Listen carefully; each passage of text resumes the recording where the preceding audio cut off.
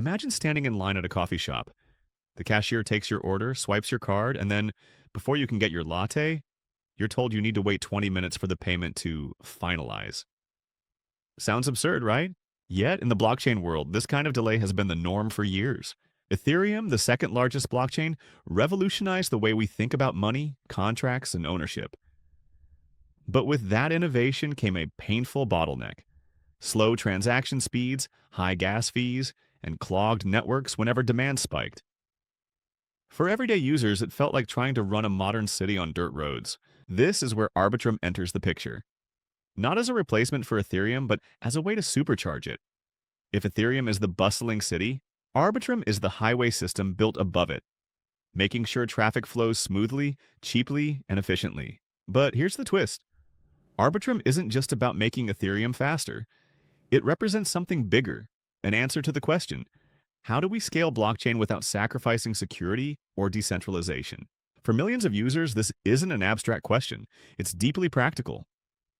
Gas fees priced people out of Ethereum DeFi apps. NFT collectors found themselves spending more on transaction costs than on art. Developers worried that their projects couldn't thrive if users couldn't afford to interact with them. Arbitrum came as a lifeline, a way to bring Ethereum's vision closer to reality. Every great innovation starts with a problem. For Ethereum, the problem was clear. Its network, while powerful and secure, simply couldn't keep up with demand. Transactions took too long, and fees often shot through the roof. A simple $20 transfer could cost $40 in gas, pricing out millions of potential users.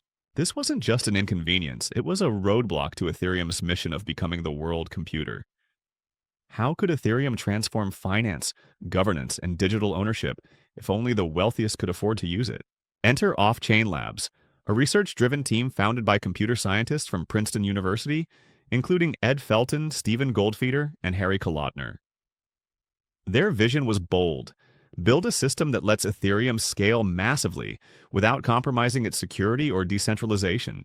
This vision led to Arbitrum, a Layer 2 scaling solution designed to sit on top of Ethereum and take on most of the heavy lifting.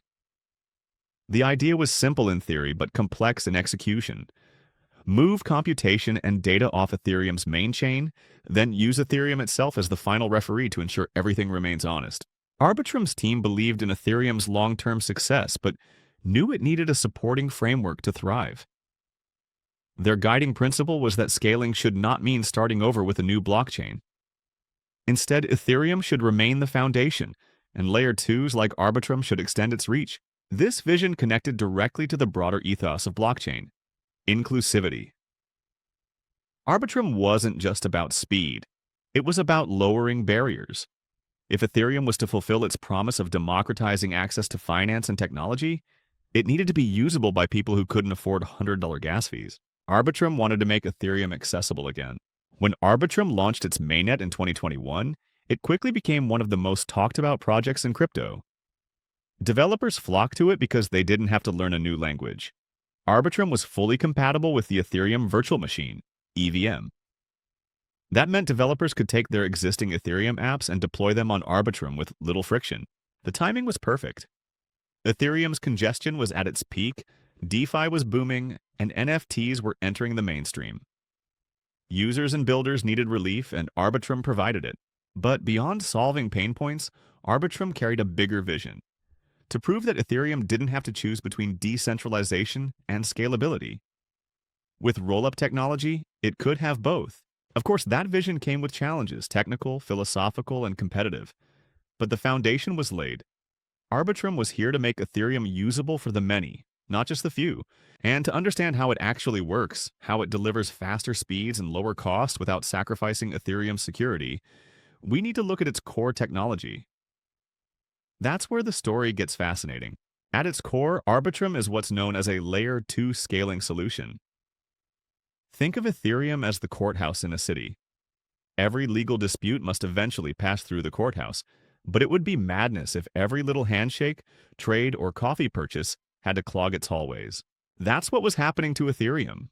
Arbitrum steps in as a smaller, faster courthouse next door, handling most of the day-to-day business, but still deferring to Ethereum for the final word. Arbitrum uses a technology called optimistic rollups. Here's how it works. Instead of sending every single transaction directly to Ethereum, Arbitrum bundles thousands of them together into one batch, like rolling up a stack of receipts and handing it to the courthouse at once. Why optimistic? Because the system assumes transactions are valid by default. Only if someone challenges a transaction does the system run a detailed check called a fraud proof to verify the outcome. This approach massively reduces the work Ethereum has to do, while still keeping Ethereum as the ultimate referee. This is the genius of Arbitrum. It doesn't reinvent security. All of its transactions eventually settle on Ethereum, which means they inherit Ethereum's battle-tested decentralization and security. Arbitrum is faster and cheaper, but it doesn't exist in isolation. It's tethered to Ethereum's core strength. Another key piece of Arbitrum's design is its full compatibility with the Ethereum Virtual Machine, EVM. For developers, this was a game changer. They didn't need to learn a new language or rewrite their apps. They could take the smart contracts they'd already written for Ethereum and deploy them on Arbitrum with minimal changes. This lowered the barrier to adoption. Developers didn't face the "should I switch ecosystems?" a dilemma. Instead, they could expand seamlessly into Arbitrum. The results speak for themselves. Transaction costs that are often 90% lower than Ethereum mainnet. Much faster confirmation times, making DeFi and NFTs smoother to use. The ability to process far more transactions per second without clogging Ethereum itself. For everyday users, this meant the difference between paying $100 in gas fees for a single trade or paying just a few cents. For developers, it meant their apps could scale without pricing out users. In 2023, Arbitrum took another step forward with the launch of the ARB governance token. This token powers the Arbitrum DAO, giving the community direct say over how the network evolves. Decisions about upgrades, treasury management, and ecosystem funding now pass through a decentralized governance process. This was a crucial milestone because it shifted Arbitrum from being a project led by Offchain Labs to being a community-driven ecosystem. Arbitrum's technology solves Ethereum's pain points without breaking its security model. But technology alone doesn't make a network thrive. The real question is, who's actually using Arbitrum, and how big has its ecosystem grown? That's the story we'll explore next. The true test of any blockchain project isn't just its technology, it's whether people actually use it. And in the case of Arbitrum, adoption has been nothing short of remarkable.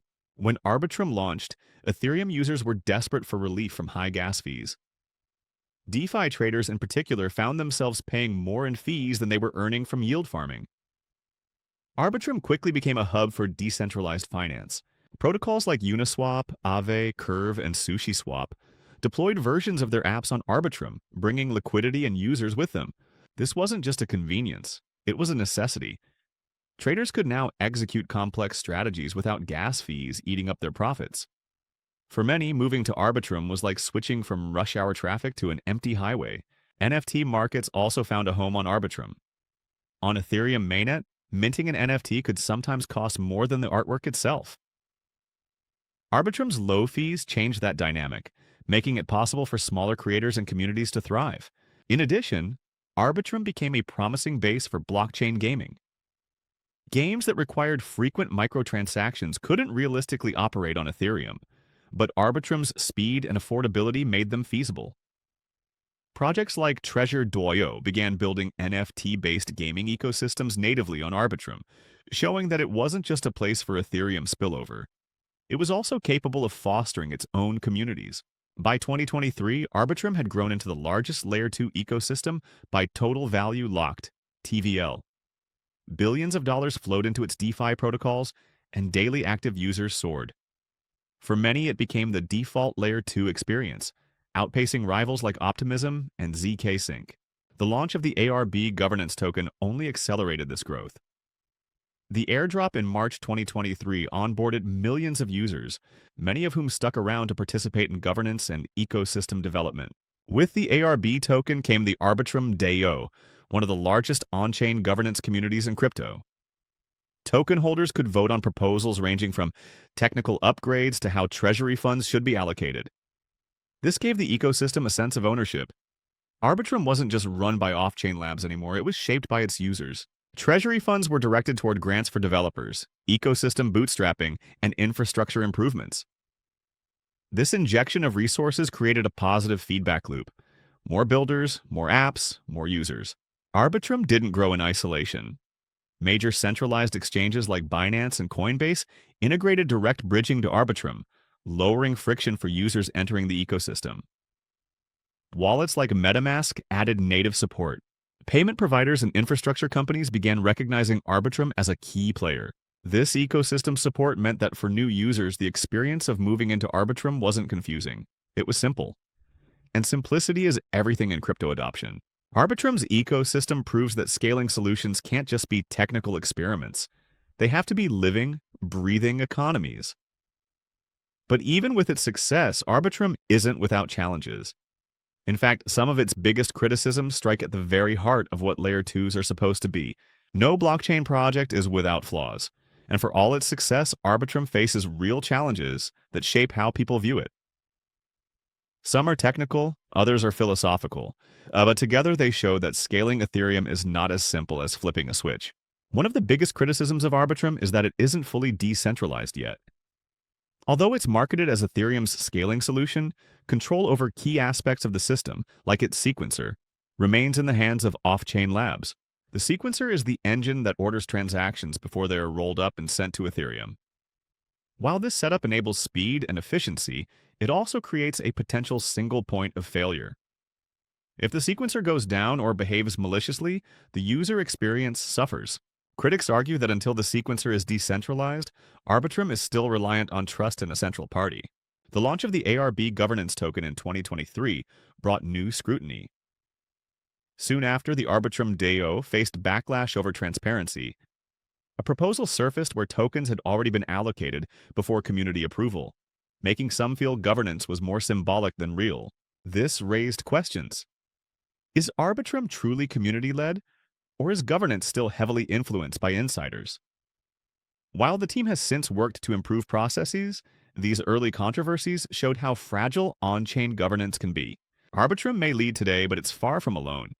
Competitors like Optimism, zkSync, and Starknet are all vying to be the go-to Ethereum scaling solution. Optimism has won praise for its governance model and collaborations, while zk rollups promise stronger cryptographic guarantees than optimistic rollups. This competition creates pressure. If another Layer 2 offers faster transactions, lower costs, or a more decentralized structure, Arbitrum could lose its edge. While optimistic rollups are powerful, they rely on a challenge period for fraud proofs. This means that final settlement on Ethereum takes time, often a week, if users want maximum security. For most people, bridges and liquidity providers smooth this over, but critics argue it creates unnecessary complexity and potential risks if bridge protocols are compromised. Furthermore, the optimistic model assumes participants will monitor and challenge fraudulent transactions. If no one does, the system could be exploited. This reliance on watchers adds another layer of responsibility that not all users understand. Even though Arbitrum is faster and cheaper than Ethereum, onboarding can still be confusing for new users. Bridging assets, understanding rollup mechanics, and navigating DAO governance are hurdles for those outside the crypto-native crowd. If Layer 2s want to bring in the next billion users, they must get even simpler. Arbitrum's challenges don't erase its accomplishments, but they highlight the balancing act every scaling solution faces: speed versus decentralization, usability versus complexity, innovation versus stability. The question now is, can Arbitrum evolve to meet these challenges while keeping its place at the top? That takes us to the final piece of the puzzle, its future. The story of Arbitrum is still being written. In just a few years, it has gone from a research project at Princeton to the most widely adopted Layer 2 on Ethereum. But its future depends on whether it can keep evolving while staying true to its vision. One of the clearest milestones ahead is decentralizing the sequencer. Today, Offchain Labs operates it, but the team has promised to move toward a model where multiple independent sequencers share responsibility.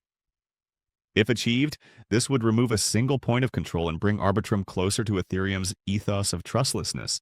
For many in the community, this is the test that will prove whether Arbitrum can truly stand as a decentralized Layer 2, rather than just a performance layer run by a central team.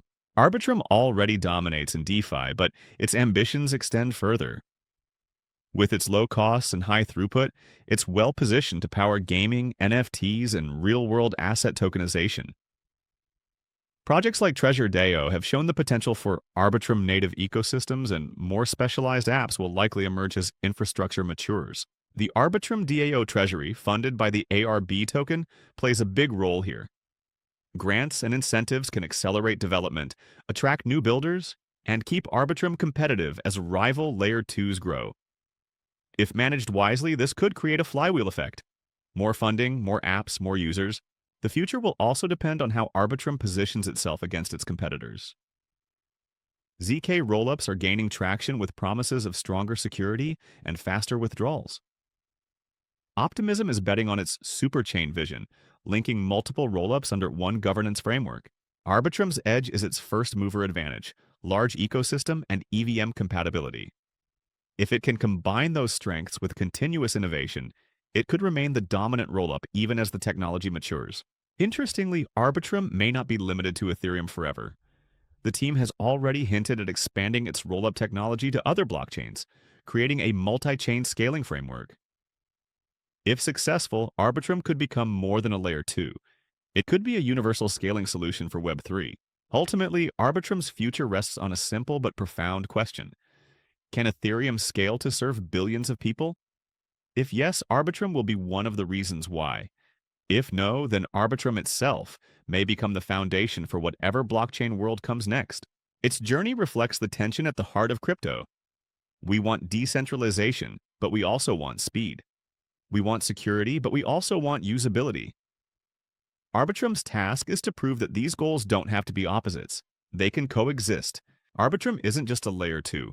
It's a test of Ethereum's scalability, a bridge between ideals and usability, and a glimpse of what blockchain must become to matter in the real world. And that leads us to the big reflection. What does Arbitrum teach us about the future of blockchain as a whole?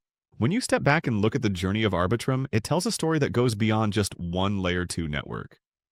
It's really the story of Ethereum itself, and by extension, the story of blockchain's fight to scale without losing its soul.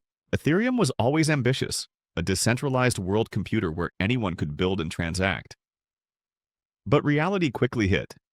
High fees and congestion made that dream feel out of reach for ordinary people. For many, Ethereum became a gated city. Powerful but expensive, full of opportunity but locked away behind barriers of cost. Arbitrum emerged as a way to change that. Instead of scrapping Ethereum or trying to compete with it, Arbitrum leaned into Ethereum's strengths, its security, its developer community, its brand, and built a layer on top that made it faster, cheaper, and more accessible. It was an act of both humility and vision. Humility in acknowledging Ethereum's dominance, and vision in seeing that the path forward wasn't competition, but collaboration. In doing so, Arbitrum became more than a technical fix. It became a statement about how scaling should work in crypto. Not by abandoning principles, not by sacrificing decentralization, but by innovating in ways that keep Ethereum as the foundation while extending its reach. Today, millions of users interact with Arbitrum without even thinking about the technology behind it. They just know it's cheaper, faster, smoother. DeFi protocols thrive. NFT markets grow. Gaming ecosystems find new life. What was once a bottleneck is now a highway. But the story isn't finished. Arbitrum still faces questions about centralization, governance, and competition. It still has to prove it can decentralize its sequencer, build trust in its DAO, and stay ahead of rival rollups. Its success is not guaranteed. Yet, in a way, that's what makes Arbitrum's role so important. It reminds us that blockchain isn't just about perfection, it's about iteration.